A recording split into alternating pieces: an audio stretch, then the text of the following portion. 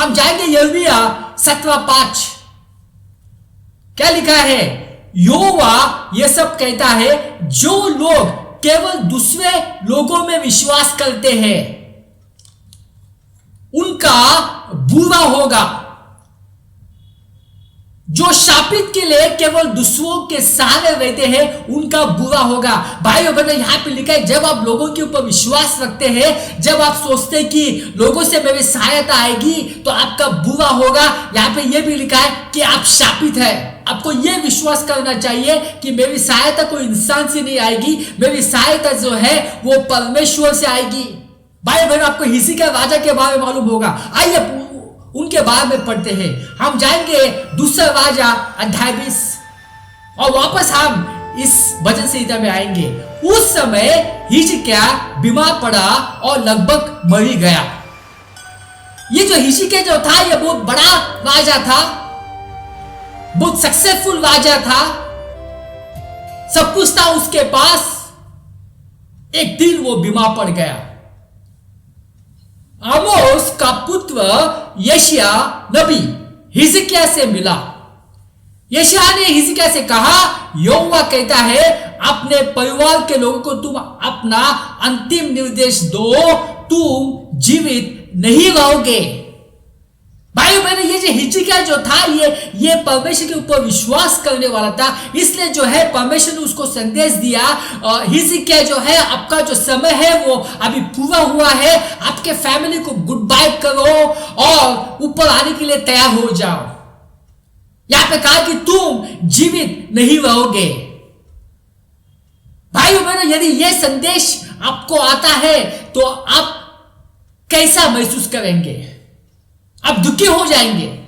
हिजकिय्याह भी दुखी हो गया, क्योंकि वो बहुत बड़ा राजा था, सब कुछ था उसके पास, अभी उसको सब छोड़ के जाना है। धन दौलत, अपना परिवार सब छोड़ के उसको जाना है। वो बहुत मायूस हो गया। और कोई भी होगा, यदि आपको संदेश मिलता है कि आज आपके धरती के ऊपर आज आपका आखिरी दिन है, तो आपको कैसा लगेगा? आइए आगे पढ़ते हैं। हिजकिय्याह ने अपना मुंह दीवार की ओर कर लिया, उसने यहोवा से प्रार्थना की और कहा। भाई बहन, हिजकिय्याह ने क्या किया? यहां पे उसने अपना मुंह जो है दीवार की ओर कर लिया और यहोवा से प्रार्थना की। उसने अपना मुंह जो है वो यहोवा की ओर लगाया। उसका जो मुंह था हमेशा लोगों के ऊपर लगा होता था, लोग उसके मुंह को देखते थे। मगर भाइयों बहनों, जब वो समस्या में पड़ा तो वो जो है उसने मुंह जो है वो लोगों से फिरा के वो परमेश्वर के ऊपर उसने लगाया, क्योंकि उसको मालूम है कि लोग जो उसके साथ है कोई भी मदद नहीं करने वाला है। उसके पास सैनिक लोग थे मगर वो भी उससे मदद नहीं कर सकते, इसलिए उसने जो है उसने अपना मुंह जो है दीवार की ओर लगाकर उसने यहोवा से प्रार्थना की। भाई बहन, आपको यही करना है, आपको यहोवा की ओर मुंह लगाना है, यहोवा की ओर आपको देखना है, परमेश्वर की ओर देखना है, क्योंकि जो लोग आपके साथ हैं वो आपकी मदद नहीं कर सकेंगे। उसने प्रार्थना की। आइए पढ़ते। यहोवा, याद रख कि मैंने हृदय के साथ सच्चाई से तेरी सेवा की है, मैंने वो किया है जिसे तूने अच्छा बताया। तब हिजकिय्याह फूट फूट कर रो पड़ा। हिजकिय्याह रोने लगा। परमेश्वर से उसने विनती की, परमेश्वर मैंने अपने जो कहा है उसके अनुसार आपकी कृपा से चला। वचन 4, बीच के आंगन को यशायाह के छोड़ने के पहले यहोवा का संदेश उसे मिला। यहोवा ने कहा, लौटो और मेरे लोगों के अगुआ हिजकिय्याह से कहो, यहोवा तुम्हारे पूर्वज दाऊद का परमेश्वर यह कहता है, मैंने तुम्हारी प्रार्थना सुन ली है और मैंने तुम्हारे आंसू देखे हैं, इसलिए मैं तुम्हें स्वस्थ करूंगा। तीसरे दिन तुम यहोवा के मंदिर में जाओगे और मैं तुम्हारे जीवन के 15 वर्ष बढ़ा दूंगा।